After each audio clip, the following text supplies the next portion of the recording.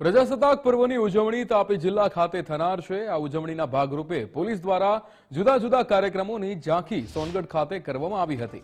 તંત્ર મહિનાઓથી સતર્ક થઈને કામગીરીમાં જોતરાયું છે। રાષ્ટ્રીય કાર્યક્રમ ખૂબ જ હર્ષોલ્લાસ સાથે ઉજવાય તેને ધ્યાનમાં રાખીને કામગીરી કરવામાં આવી રહી છે।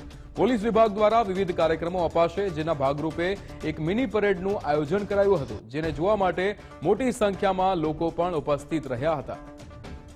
જે રીતે તાપી જિલ્લામાં પ્રજાસત્તાક પર્વની ઉજવણી કરવામાં આવી, જેમાં પોલીસ દ્વારા પણ અલગ અલગ કાર્યક્રમો આપવામાં આવશે, પણ એક પરેડ જેનું આયોજન કરવામાં આવ્યું હતું।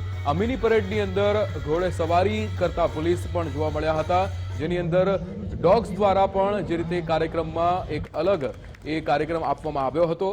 મિની પરેડનું આયોજન કરવામાં આવ્યું છે, જોવા માટે લોકો પણ ઉપસ્થિત રહ્યા હતા। મોટી સંખ્યામાં તાપી જિલ્લાના લોકો ઉપસ્થિત રહ્યા।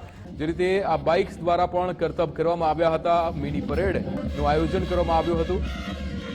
પોલીસ વિભાગ દ્વારા આ વિવિધ કાર્યક્રમો આપવામાં આવ્યા હતા।